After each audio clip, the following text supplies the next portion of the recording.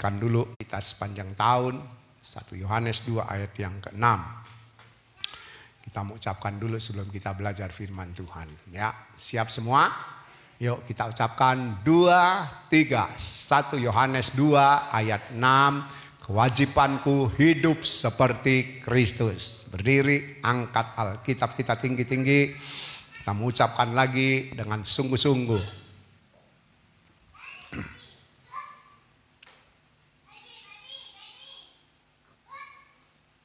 2, 3. Aku percaya Alkitab adalah firman Tuhan.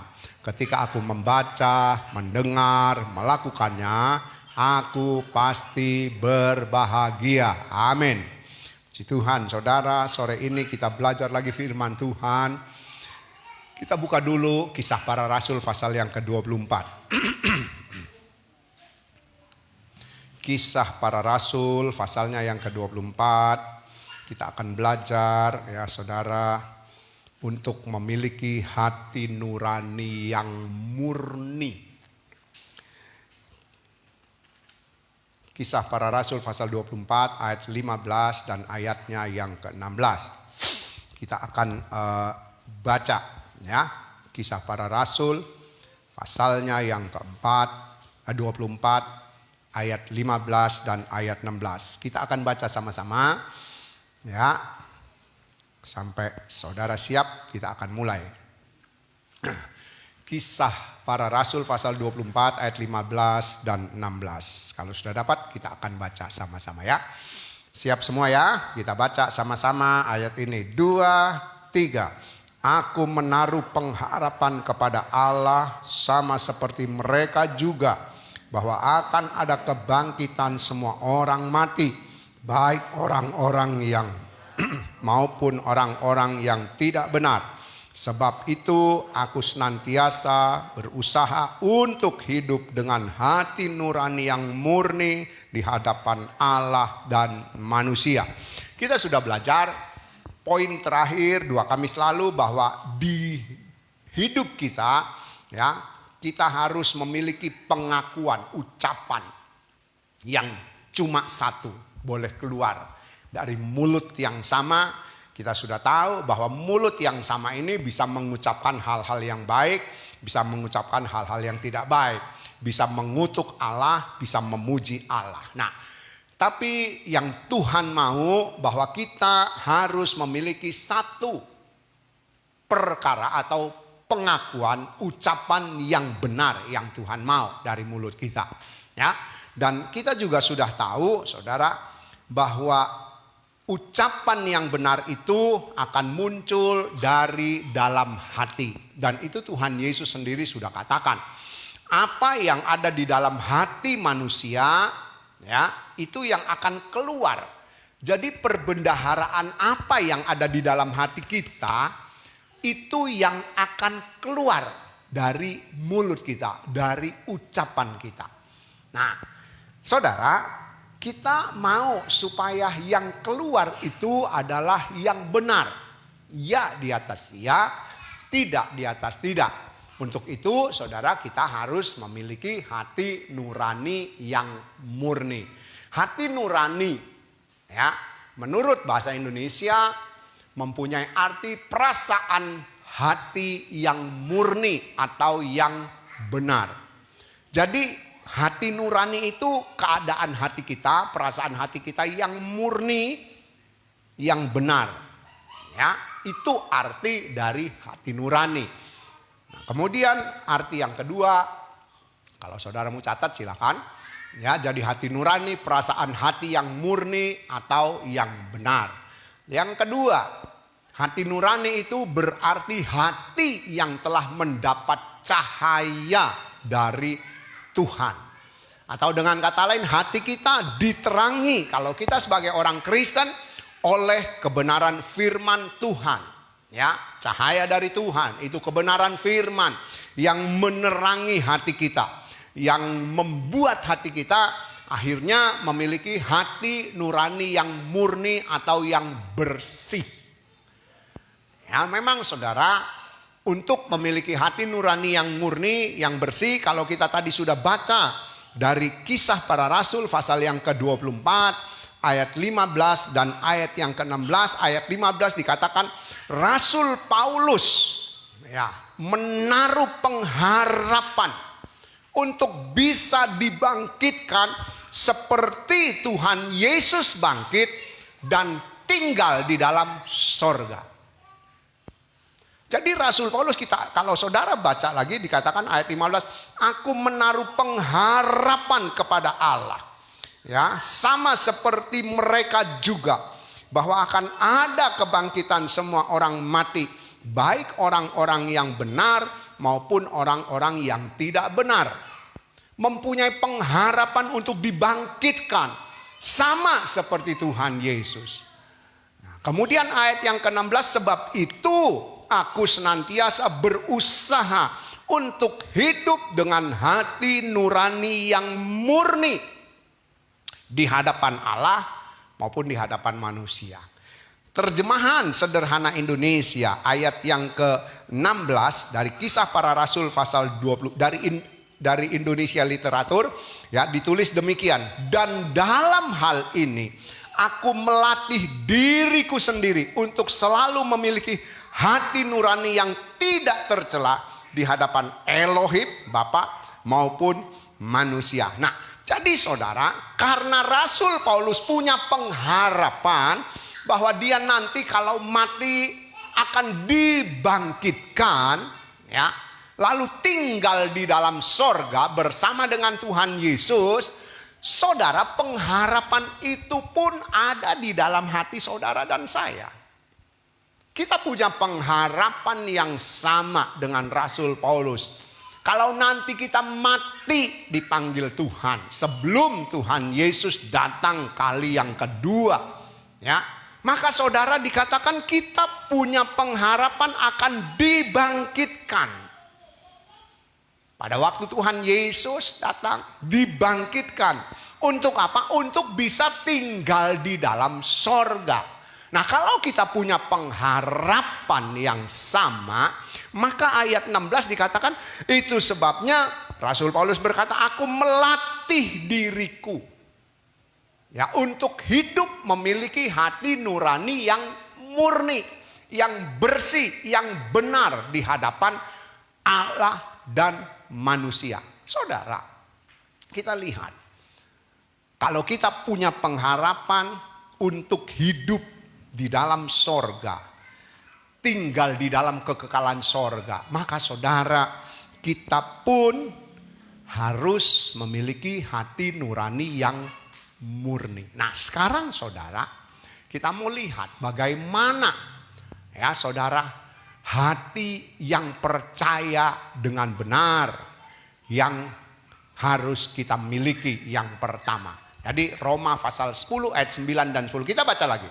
Ya, ini langkah yang harus saudara dan saya miliki ya, supaya bisa memiliki hati nurani yang murni, yang benar itu ya, di hadapan Tuhan maupun di hadapan manusia. Kita baca lagi ayat ini, kita berulang-ulang membacanya supaya kita memahaminya dengan benar ya. Ayat 9, ayat 10 saya akan baca, saudara ikuti ya.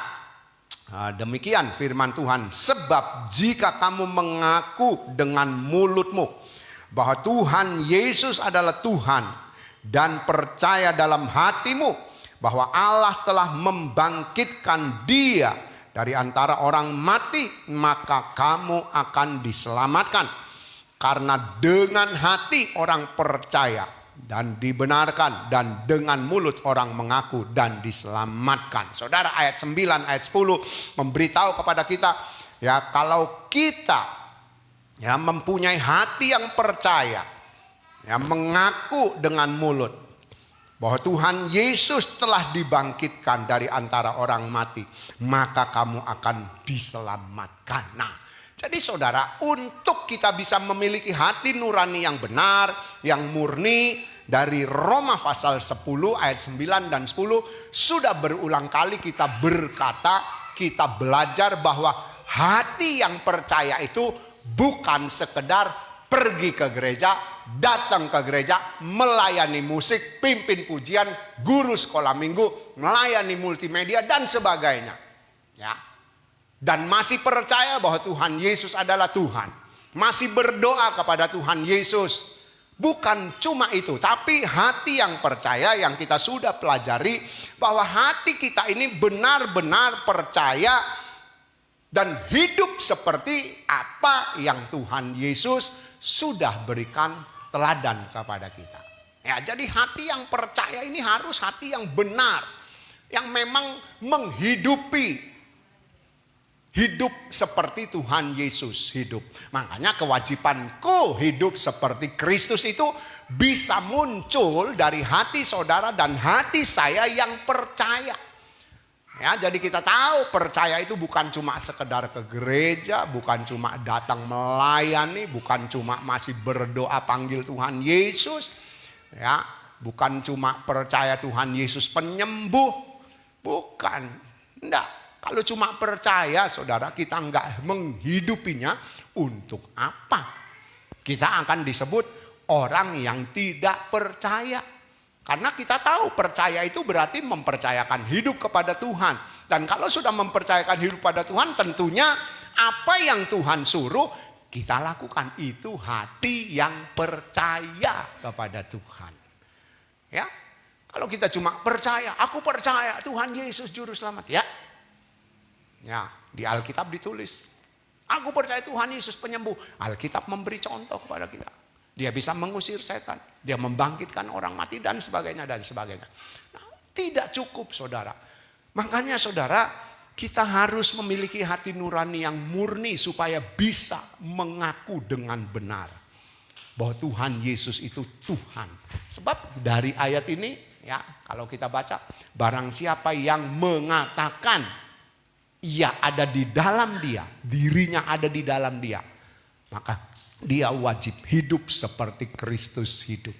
Ya, di terjemahan yang lain dikatakan barang siapa mengaku dia orang Kristen, dia harus hidup seperti Tuhan Yesus hidup. Wajib hidup seperti Tuhan Yesus. Nah, jadi saudara, langkah pertama supaya kita bisa memiliki hati nurani yang bersih, yang murni itu, hati kita harus percaya dengan benar. Ya. Berarti menghidupi firman itu di dalam hidup kita. Itu yang baru namanya hati yang percaya.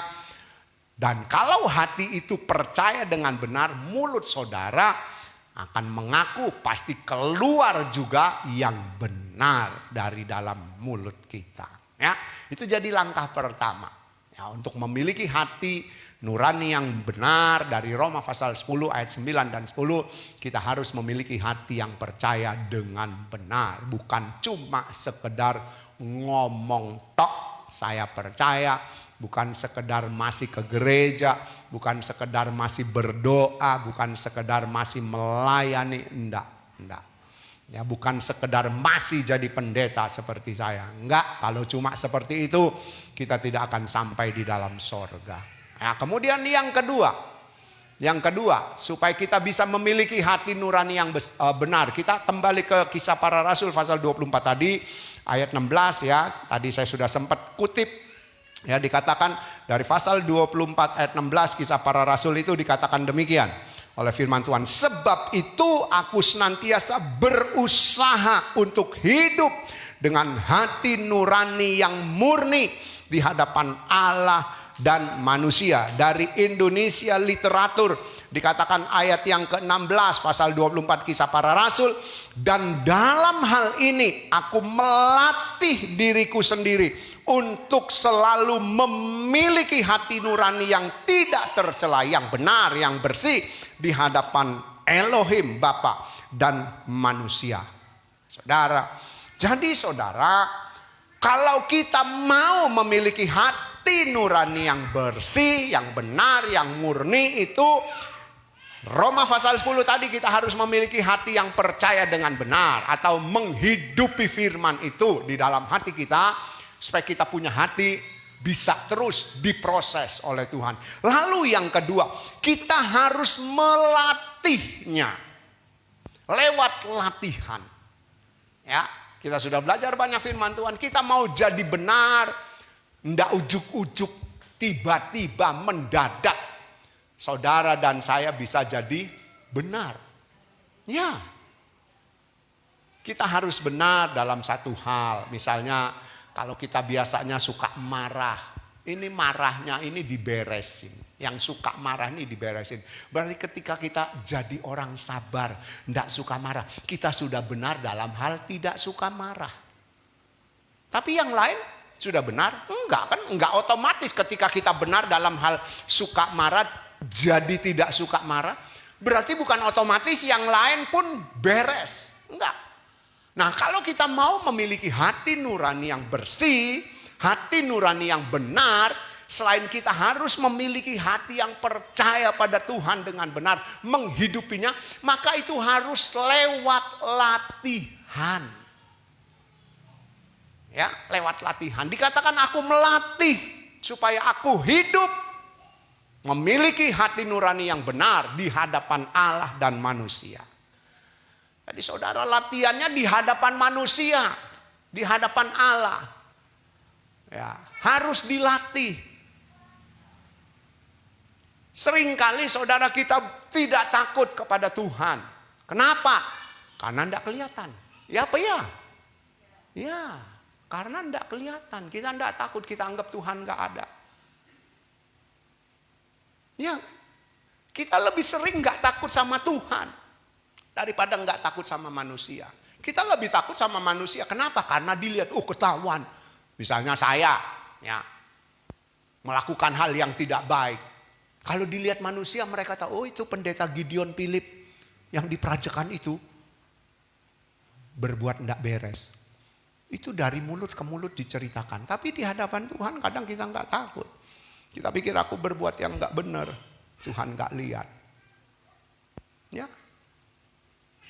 Kenapa? Karena kita tahu Tuhan tidak ada di sekitar kita kalau kita lihat. Tapi sebetulnya dia ada. Dia utus malaikat untuk mencatat setiap apa yang kita lakukan. Jadi latihan. Melatih untuk memiliki hati nurani yang bersih, yang benar. Ada orang, tidak ada orang, kita harus memiliki hati nurani yang bersih. Kelihatan Tuhan, tidak kelihatan Tuhan, kita harus memiliki hati nurani yang bersih. Ya, lewat latihan. Nggak gampang saudara. Nggak gampang. HP yang kita pegang aja saudara. Ya, ketika muncul sesuatu yang menarik hati, kita mau buka apa enggak? Kan tinggal kita. Istri enggak tahu. Suami enggak tahu, anak enggak tahu, orang tua enggak tahu. Tuhan tahu enggak? Tahu. Makanya saudara, memiliki hati nurani yang bersih selain harus memiliki hati yang percaya dengan benar, menghidupi firman itu dalam hati kita. Supaya kita punya hati yang percaya dengan benar. Lalu harus lewat latihan. Kalau kita sudah punya firman di dalam hati kita, apa terus itu mengubah hidup kita? Enggak. Itu harus dilatih supaya firman yang ada di dalam hati ini terus keluar. Terus keluar. Makanya Kristen bukan agama. Kristen adalah jalan hidup kita seperti Tuhan Yesus. Itu yang Tuhan mau. Nah, jadi lewat latihan. Ya saudara, nggak bisa langsung punya hati nurani yang bersih. Lalu yang lain lagi saudara, ada ayat tambahan yang kita lihat ayat 1 Kisah Para Rasul pasal 23. Ya. Kisah Para Rasul pasal 23 ayat 1. Demikian firman Tuhan. Sambil menatap anggota-anggota mahkamah agama, Paulus berkata, "Hai saudara-saudaraku, sampai kepada hari ini aku tetap hidup dengan hati nurani yang murni di hadapan Allah." Ya saudara, ini Rasul Paulus ketika ditangkap oleh mahkamah agama, ya orang-orang Farisi, ahli-ahli Taurat, lalu diadili di depan mahkamah agama. Ya saudara, dia dituduh mengajar ajaran palsu, menjadi bidat, aliran sesat. Ya, orang Farisi ahli Taurat tidak senang. Paulus mengajarkan bahwa Tuhan Yesus itu adalah Tuhan dan Juru Selamat. Mereka enggak senang. Apalagi banyak orang Farisi yang ikut, yang percaya kepada apa yang disampaikan oleh Rasul Paulus. Makanya ketika ditangkap saudara, dia diadili. Ayat 1 pasal 23 sambil menatap anggota-anggota mahkamah agama. Paulus berkata, hai saudara-saudaraku, sampai kepada hari ini aku tetap hidup dengan hati nurani yang murni di hadapan Allah. Jadi saudara, kita lihat ketika Rasul Paulus melatih dirinya untuk memiliki hati nurani yang bersih. Saya baca dari terjemahan sederhana Indonesia ayat 1 pasal 23 tadi. Kemudian Paulus menatap anggota-anggota sidang mahkamah agama itu baik-baik. Lalu berkata, saudara-saudara, sampai hari ini saya hidup baik di mata Allah tanpa rasa bersalah di dalam hati. Saudara, kita lihat Rasul Paulus ketika melatih dirinya, ya, dari pasal 24 ayat 16 tadi dikatakan, aku melatih diriku supaya aku memiliki hati nurani yang bersih di hadapan Allah maupun manusia. Maka saudara, dikatakan dia hidup baik di mata Tuhan. Nah saudara, untuk melatih diri kita memiliki hati nurani yang bersih, maka kita harus hidup baik di mata Tuhan. Lagu yang kita nyanyikan, ku taruh Tuhan di mataku. Saudara, ketika kita berkata aku mau hidup baik di mata Tuhan, berarti kita tahu Tuhan ada di depan mata kita. Dia melihat apa yang kita lakukan, apa yang kita kerjakan. Ya, hati nurani kita ini seperti apa. Jadi dikatakan Rasul Paulus ini loh, dia berusaha hidup baik di mata Tuhan yang tidak kelihatan. Tadi saya katakan kita lebih sering takut di mata manusia karena dilihat oleh manusia. Tapi di mata Tuhan kita tidak takut. Tapi kita lihat Rasul Paulus, dia berkata, aku berusaha hidup baik di mata Tuhan atau di hadapan Tuhan. Ya saudara, sekali lagi kita tahu setiap perbuatan kita dicatat oleh malaikat yang ditaruh di sebelah kita. Enggak tahu ada di kanan apa di kiri kita. Tapi malaikat itu ngikut kita terus kemana. Roh Kudus pun ada di dalam hati kita. Ya, roh yang sudah diutus, rohnya Bapa ada di dalam hati kita. Roh Kudus terus menjadi pengingat kita. Saudara kan kalau mau berbuat salah pasti ada warning, ada peringatan, itu salah loh. Ya apa ya? Ya, Kain itu loh, perjanjian lama itu, waktu itu Roh Kudus belum dicurahkan. Tapi Tuhan ngomong, Kain, kenapa hatimu panas? Lihat, dosa sudah ngintip di depan pintu. Kamu harus bisa kuasai dosa itu supaya kamu tidak berbuat dosa. Sudah diingatkan. Kita kan begitu saudara. Kalau kita mau hidup baik di mata Tuhan. Saudara, pasti ketika kita mau berbuat yang tidak baik. Yang tidak sesuai firman Tuhan. Yang tidak benar. Yang dikatakan oleh Alkitab berdosa. Pasti sudah ada. Hati nurani ini loh. Tadi kan arti hati nurani itu hati yang murni, ya.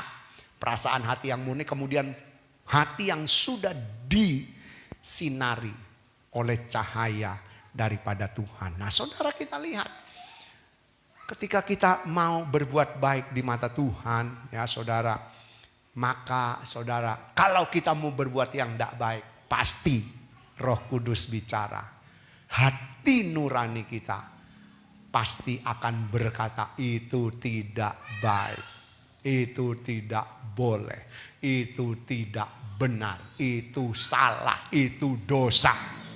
Ya, ya. Makanya saudara, Roma 12 ayat 2 dikatakan hendaklah engkau memiliki perubahan pola pikir, ya. Akal budimu diubah. Supaya kamu tahu mana yang baik, mana yang kudus, mana yang berkenan kepada Tuhan. Saudara, Kita lihat, kalau kita mau hidup baik di mata Tuhan, kita akan tahu ini baik, ini enggak baik. Sampai kita menjadi berkenan di mata Tuhan. Ya, tapi semua, sekali lagi poin yang kedua, harus lewat latihan. Enggak bisa saudara tahu-tahu dengan saya, memiliki hati nurani yang benar, yang bersih, yang murni. Enggak bisa, enggak bisa. Itu yang kedua ya, jadi harus lewat latihan. Latihannya apa? Hidup benar di mata Tuhan, hidup baik di mata Tuhan. Ya, membiasakan diri karena kita tidak melihat Tuhan, tapi Tuhan ada. Nah, kemudian yang ketiga, 2 Korintus 5 ayat 11. Ya. Jadi yang pertama harus memiliki hati yang percaya dengan benar kepada Tuhan, menghidupi firman itu. Kalau sudah menghidupinya, maka saudara dan saya harus terus melatih untuk mempraktekkan hidup baik di mata Tuhan, hidup benar di mata Tuhan, hidup yang tidak bercela di mata Tuhan, sampai kita menjadi berkenan di hadapan Tuhan. 2 Korintus 5 ayat yang ke-11 ya. 2 Korintus 5 ayat 11 dikatakan demikian oleh firman Tuhan. Kami tahu apa artinya takut akan Tuhan. Karena itu kami berusaha meyakinkan orang bagi Allah. Hati kami nyata dengan terang. Dan aku harap hati kami nyata juga demikian bagi pertimbangan kamu. Hati kami nyata dengan terang. Untuk bisa memiliki hati yang nyata dengan terang. Hati nurani yang bersih, yang benar itu. Maka dari 2 Korintus pasal 5 ayat 11. Kita harus terus memiliki hidup takut akan Tuhan. Tadi kalau poin yang kedua, kita harus melatih diri kita, hidup kita. Untuk memiliki hati nurani yang benar. Ya, kemudian dari pasal 23 ayat 1 Kisah Para Rasul. Yaitu berusaha hidup baik di mata Tuhan. Melatih diri untuk memiliki hati nurani yang benar. Kita harus berusaha hidup baik di mata Tuhan. Nah, kalau sudah hidup baik di mata Tuhan, maka yang ketiga 2 Korintus 5 ayat 11. Kita hidup takut akan Tuhan. Ya, hidup takut akan Tuhan. Tadi saya sudah katakan, kita sudah singgung, kita seringkali tidak takut akan Tuhan. Karena kita tidak lihat Tuhan dengan mata kita. Ya, mata jasmani kita nggak bisa melihat Tuhan. Itu sebabnya seringkali kita tidak takut sama Tuhan. Kita melakukan hal yang bersalah, melakukan hal yang tidak benar. Karena kita tahu kita tidak melihat Tuhan. Atau kita merasa kita tidak dilihat oleh Tuhan. Padahal Tuhan ada.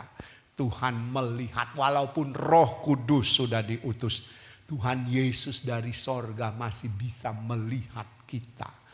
Ya, malaikat juga ada di sekitar kita yang terus mencatat. Makanya perbuatan kita, kalau saudara baca ayat 10 ya dari pasal 5 2 Korintus itu, sebab kita semua harus menghadap tahta pengadilan Kristus supaya setiap orang memperoleh apa yang patut diterimanya sesuai dengan yang dilakukannya dalam hidupnya ini, baik ataupun jahat. Bagaimana kita bisa diketahui hidup di dunia ini baik atau jahat? Karena ada malaikat yang mencatat. Ya, karena malaikat terus mencatat apa yang kita. Makanya ayat 10 dikatakan, baik ataupun jahat setiap orang akan menghadapi pengadilan yang Tuhan lakukan. Jadi saudara, kita harus hidup takut akan Tuhan.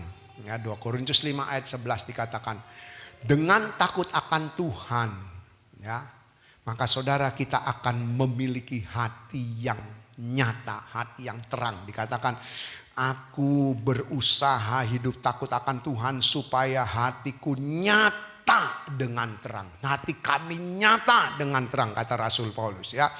Ya, nyata dengan terang, atau dengan kata lain dalam tanda kutip, tidak ada kepalsuan, tidak ada kemunafikan, nyata dengan terang. Ya, saudara.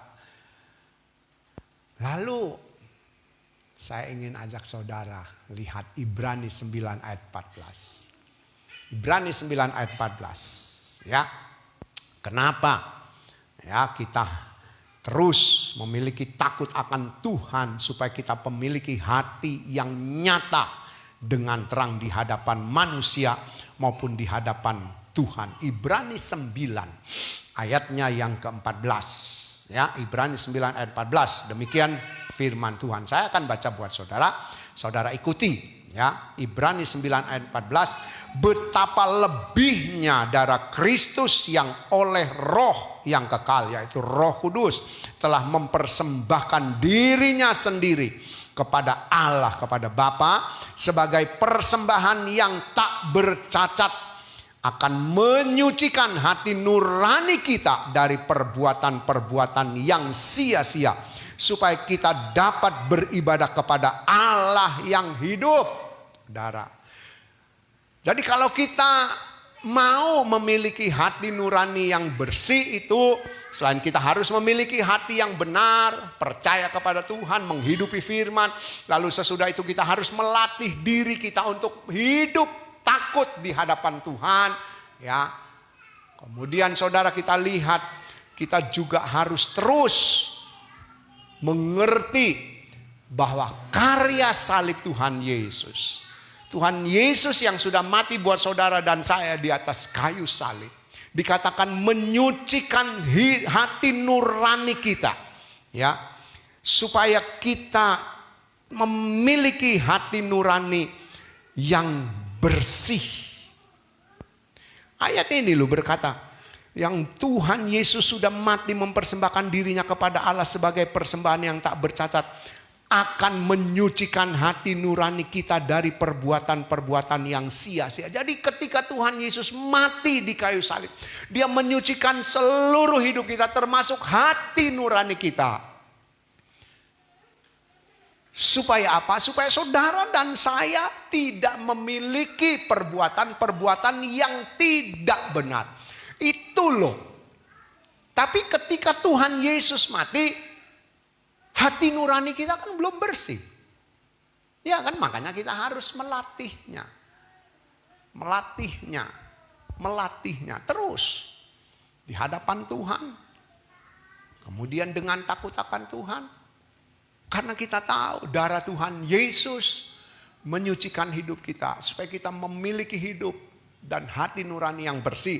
Sehingga dikatakan dari ayat 14 itu, kita dapat beribadah kepada Allah yang hidup. Saudara, Allah kita adalah Allah yang hidup. Allah yang terus memperhatikan kehidupan kita.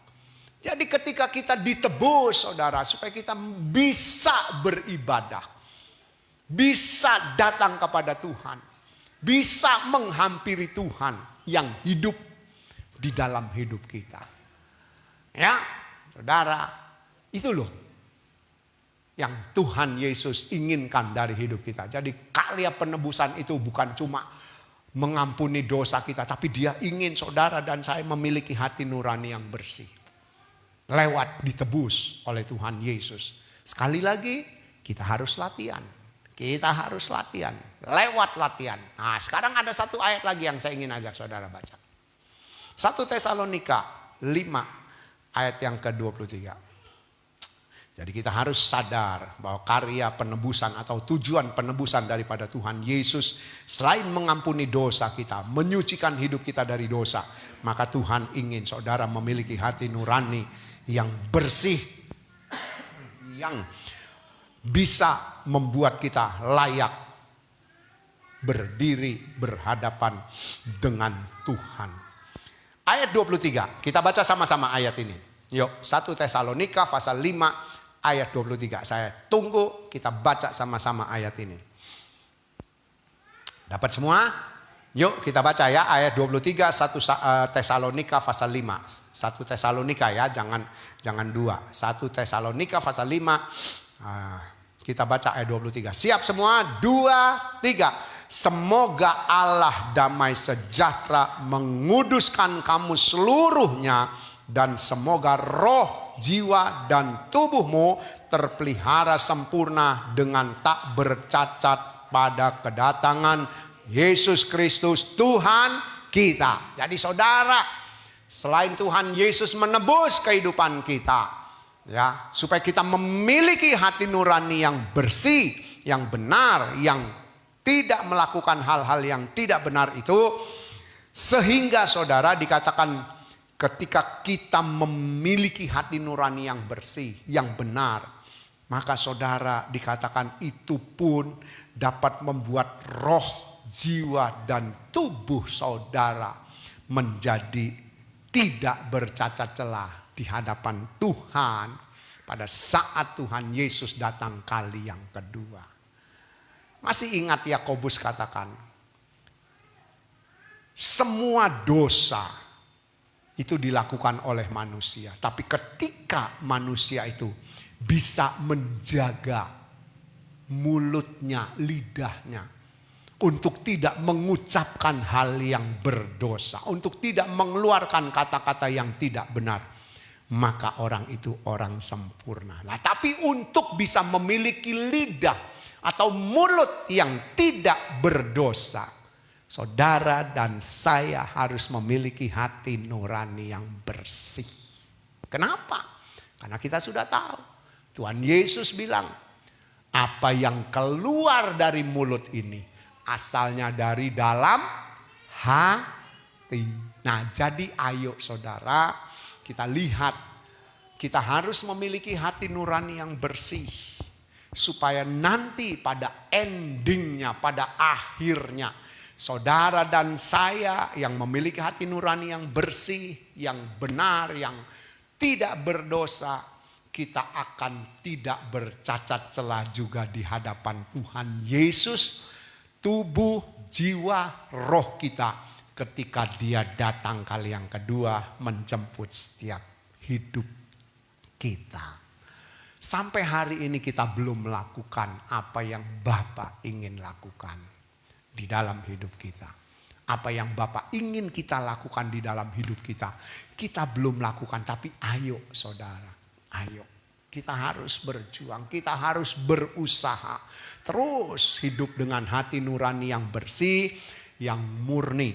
Ya, untuk itu saudara kita tahu kita harus saudara melatihnya, menjaga hati kita, melatihnya supaya terus menerus kita akhirnya bisa memiliki hati nurani yang bersih, yang murni, di hadapan Tuhan yang kita tidak lihat dengan mata, juga di hadapan manusia yang bisa melihat hidup kita semua.